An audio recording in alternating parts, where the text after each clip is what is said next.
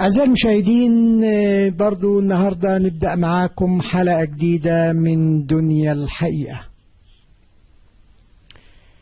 أنا قبل ما أبدأ الحلقة عايز أقول لكم على حاجة.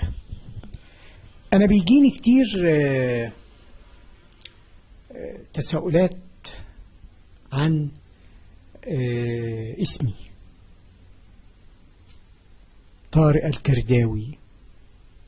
هما مش عايزين يسألوا على طارق، عايزين يسألوا على الكرداوي. يعني ايه كرداوي واصل الكلمة ايه؟ انا بعد شوية دراسة في البحث عن الاسماء، وطبعا ترسخات من والدي ومن جدي الله يرحمه. ليه الكرداوي؟ فعرفت ان اصل الكرداوي هي الكرد، وانبثقت للكرداوي والكردي.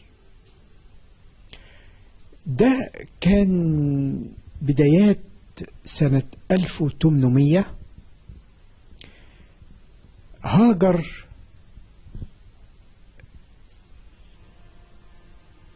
اللي هو الجد الأكبر من العراق، من أكراد العراق، فكانوا بينادوله، هاجر لمصر فكان بينادوله يا كرداوي أو يا كردي.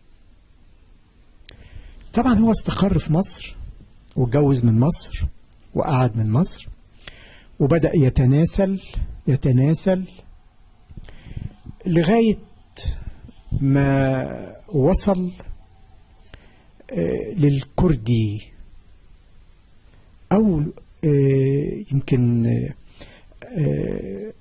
كان قال لي إن هو قاعد في حتة في محافظة الدقهلية اسمها الكردي حاليا على هذا الاسم، سميت باسمه المكان لأنه كان هو أول من بدأها، وبدأ ينتشر بقى في بعض محافظات مصر زي أي عائلة. فكانت البداية هي أكراد العراق، وطبعا دي يعني يعتبر جد الجدود، يعني جزء صغير جدا الوقت اللي يكون فيه مننا جزء عراقي. يمكن ده اللي حبيت ان انا اوضحه في اول البرنامج، علشان في اسئله كان جياني ما هي اصل كلمه الكرداوي، وبالذات يعني انا اسمي طارق، مش الكرداوي على طول، ده الكرداوي ده الجد، هو الاسم الاعلامي هو طارق الكرداوي، لكن اسمي بيبدأ من طارق، عبد القادر، سالم، تقريبا في فرق تاني، وبعدين الكرداوي. فاختصارا للاسم هو طارق الكرداوي، هو اسم اللقب. بيبدأ يعني يختصر منه الاسم اللي قبل الكرداوي. يعني يجي مثلا ابني هيبقى اسمه، يجي الاسم اللي قبل الكرداوي ده خلاص يقع، يجي مثلا ابنه هكذا، والاسم لغاية ما يوصل ان احنا اسامينا تندثر، لكن اسم اللقب وهو اسم العائلة هو ده اللي بيبقى موجود مع اسم الاب والجد. يا ريت انا اكون قدرت اوضح بعض الامور دي، ونرجع لحلقتنا النهاردة عن الاعلام والاستفزاز الاعلامي الموجود حاليا. أنا بصراحة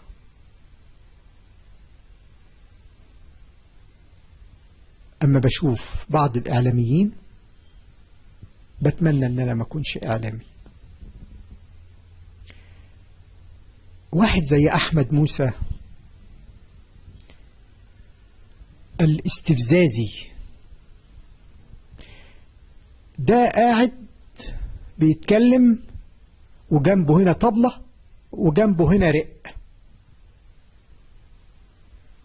تطبيل، عدى مرحلة التطبيل. بلاش عشان ما حدش يفهمني، لأن كلامي بخش البيوت. التطبيل ده عدى المرحلة دي، بقى مرحلة قوي وحشة قوي. يروح يجيب لعبة يفضحنا في العالم، الله يفضحه. يروح يجيب لعبة ويقول شوفوا الجيش الروسي، وعمال يعلق على اللعبة. دي مصيبة، دي مصيبة. هل جاء مسؤول واحد في الدولة أو مسؤول إعلامي طلع وقال له كلمة؟ لا، مفيش حاجة من ده حصلت. بيستفز الناس، بس بيستفز الناس ايه؟ الناس الشرفة. لكن الناس المنافقين دول المبسوطين. ده الرئيس معلقه تحت باطه في كل سفرية. لكن اللي بيحصل ايه؟ كل سفرية بيتضرب على قفاه، كل سفرية بيتضرب على قفاه، على قفاه. ويطلع يقول اصل انا ما اسيبش حقي، ده انا صعيدي وما اسيبش حقي. يا عم ده الصعايدة بيتبروا منك. حاجة مش معقولة. يعني هو ما فيش مستشارين للرئيس؟ انا مش فاهم، ما فيش مستشارين له؟ ما فيش مستشار يحذره من الناس دي؟ الناس دي هي اللي بتوقعه، الناس دي هي اللي بتوقعه. انا مش فاهم بصراحة. كل واحد يطلع بحاجة يطبل للرئيس، بقى هو من المقربين للرئاسة. حاجة غريبة فعلا، حاجة يعني. إعلام إيه؟ إعلام إيه؟ إعلام يبقى جواخير نفاق، نفاق علني. إعلام إيه؟ إعلام إيه؟ إحنا بقينا آخر الناس بسبب الإعلام. تعالوا، أما يطلع يقعد يشتم في رئيس دولة، يشتم في رئيس دولة، وتكون الدولة دي إيه؟ متقدمة، دولة ليها تاريخ، دولة على مستوى الدول الأولانية، مستوى الدول الكبرى في الصناعة، في الاقتصاد. ويجي هو يقلس المكسور، بيقلس على السليم، بيتنقور على السليم. يعني شفتوا ده بيفكرني بإيه؟ بيفكرني بالنكتة اللي واحدة وجوزها راحوا حفلة، فهي تبص كده وتقول يا اخي ايه الست اللي شكلها وحش قوي دي، تروح بص على الجنب الشمال، اخي ايه الست اللي شعرها وحش قوي ده، تبص على الجنب التاني، اخي ايه الست اللي جسمها مش عارف ايه ده. جوزها قال لها بطلي، دي مراية، دي مرايات. اللي ما بيشوفش نفسه ويتنقور على غيره ده هيكون رده ايه؟ ده الاعلام المصري بتاعنا. كل واحد يطلع لي زي عزمي مجاهد.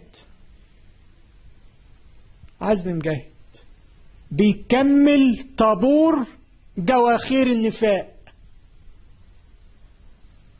واحد مش عارف بيقول أنا بطلب من السيسي كذا وكذا وكذا، ده راح رادد في عامل برنامج كده بفلوسه. ما أي واحد معاه فلوس يبقى إعلامي، أي واحد ما يعرفش أي حاجة في حاجة يبقى إعلامي. ده معاه شهادة إيه؟ أنا عايز أعرف ده معاه شهادة يفهم إيه في أبجديات الإعلام أو مهنية الإعلام. يفهم إيه؟ الناس اللي بتفهم في أبجدية الإعلام بيشيلوها، ما بيخلوهاش. وعندنا نماذج كتير. فطلع يقول الراجل اللي طالب حاجات من السيسي ده كأنه طلب من ما هو عاملين بقى في إله لازم يسجد له. عاملين إيه؟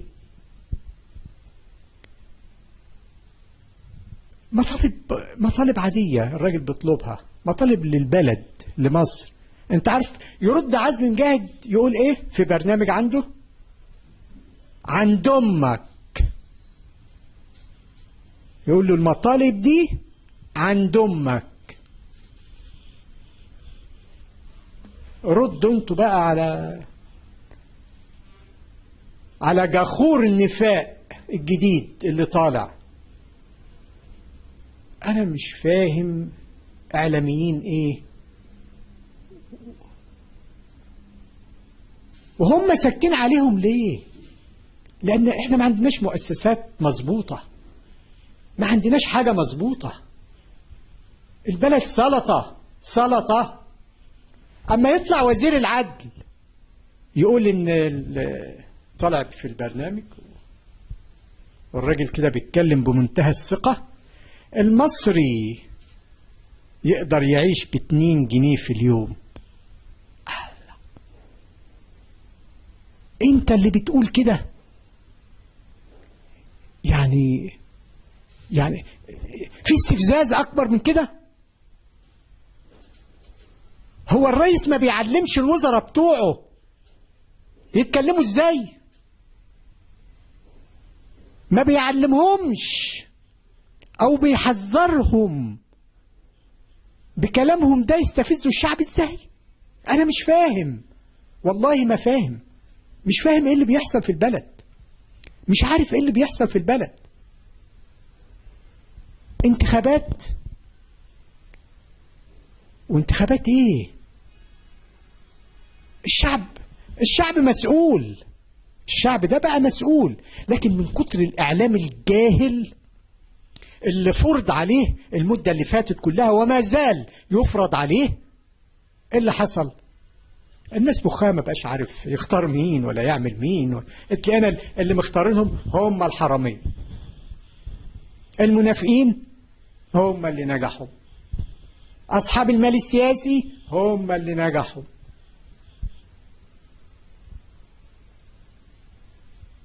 ده ايه؟ وده ليه؟ مجلس فاكرين مجلس خليهم يتسلوا، فاكرينه؟ ارجعوا كده هتلاقوا هو نفس المجلس ده مع تغييرات بسيطة جدا. مجلس خليهم يتسلوا. ناس تقول لك اصل اللي مثل في بورسعيد لما نجح واحد كان،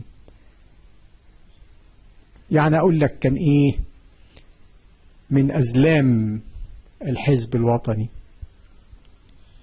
هما كان فيهم ناس كويسة وكان فيهم ناس زبالة. أنا بتكلم عن الناس الزبالة وهم عارفين نفسهم كويس جدا. أما يروح حاجة كده اسمها مستقبل وطن. مستقبل اسود. مستقبل وطن ايه؟ مستقبل بتاع مين؟ مستقبل وطن قال لك ده بتاع واحد اسمه محمد بدران. محمد بدران ده مين؟ أنا رحت أشوف محمد بدران ده، عملت معاه كده حوار، اتلقيت محمد بدران ده عبارة عن عيل صغير طالب، مصر هي اللي بتديله. عيل صغير وجاي الرئيس أخذ تحت باطه في الافتتاح البتاعة دي اسمها قناة السويس.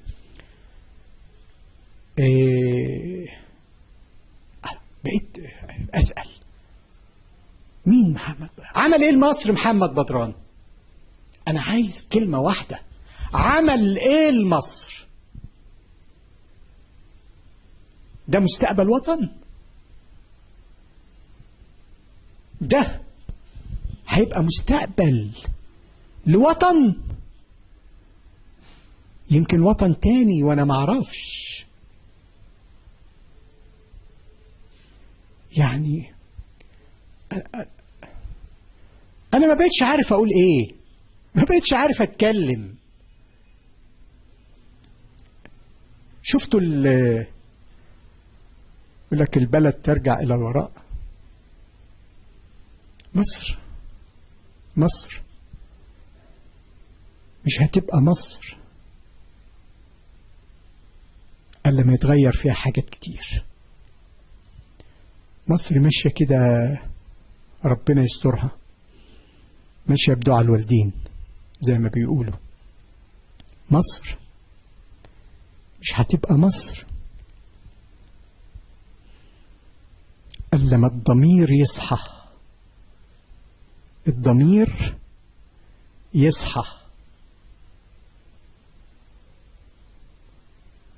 مصر شبابها لا حول له ولا قوة، لا حول له ولا قوة.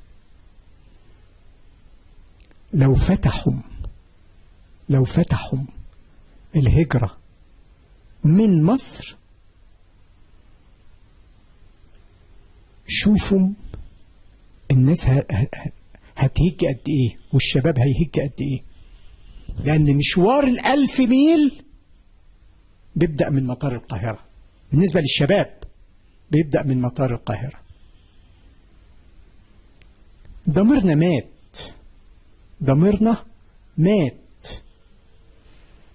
الكل بيقمع الكل، بقينا نقمع بعض. الأخ بقى يقمع أخوه. العيب فينا كشعب، وده نتيجة إعلام فاسد، نقابة فاسدة. الرئيس عايز يعملها صح، يبدأ بالإعلام، يبدأ يصحح الأوضاع، يدمر النقابة، أس الفساد. لازم التغيير، لازم الحقوق والواجبات. أنا أبقى عارف عليا إيه وأبقى عارف بدي إيه. مش عايز أهرب وخلاص. المواطن عايز يهرب من نفسه، يهرب من مشاكله.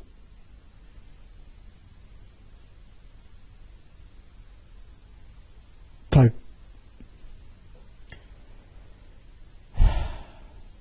نطلع فاصل ونرجع تاني.